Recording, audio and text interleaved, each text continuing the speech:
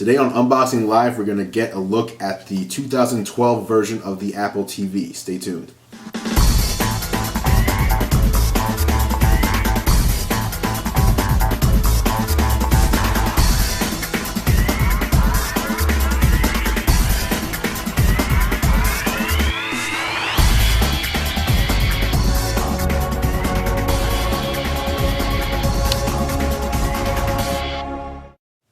Welcome to Unboxing Live. I'm Andrew Edwards, and this is the show that brings you vicarious thrills through opening new gear.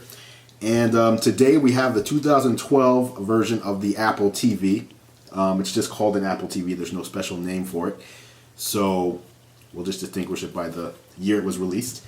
The big change with this one, as I start opening it up, is that it can now do 1080p streaming.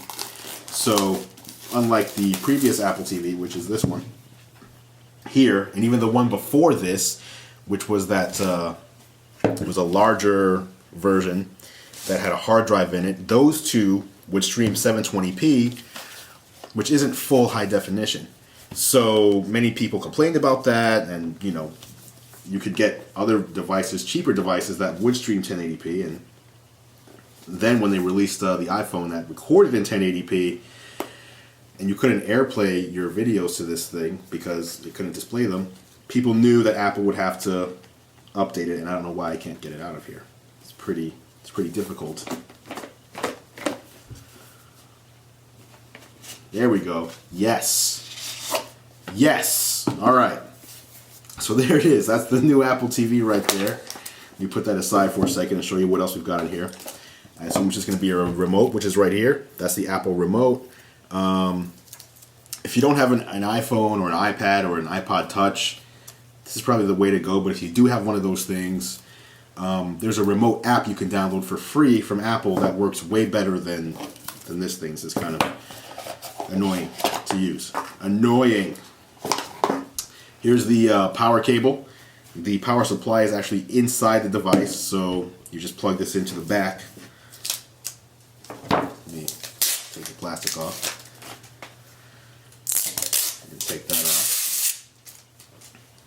So you just plug this here into the back, plug into the wall, and you're good. Now, as you can see on the back there, you've got that's your power source. You've got the HDMI, micro USB, which you'll probably never use unless you want to update this thing over your computer, an optical cable, and your Ethernet cable.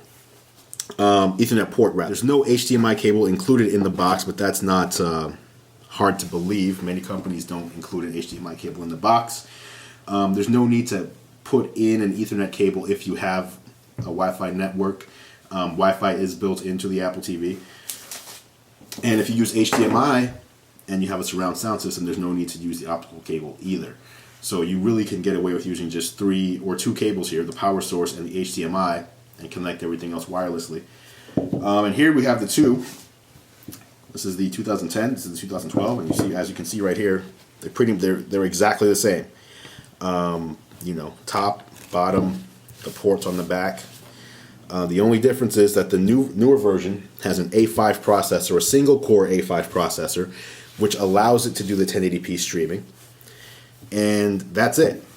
Being able to watch 1080p is a big deal. iTunes has been updated so that when you rent a movie or buy content or watch movie trailers, you get them in full high definition 1080p now rather than the 720p that you had a few days ago, which makes things look a lot better. And from what we've seen so far in early reports, the resolution and the picture quality that's offered on the new Apple TV actually rivals what you would get on Blu-ray. So it's not as good as what Blu-ray would give you, but it's close enough. And for something where you don't have to have physical discs laying around the house all the time, probably could be a good purchase for you. $99 if you want one of the brand new Apple TV models. If you want one of the older ones, I'm sure you can get them refurbished for around $80 or even $75 if you look on the Apple clearance store. But again, as you can see, nothing different here on the outside other than the serial number and the model number, rather, of the devices.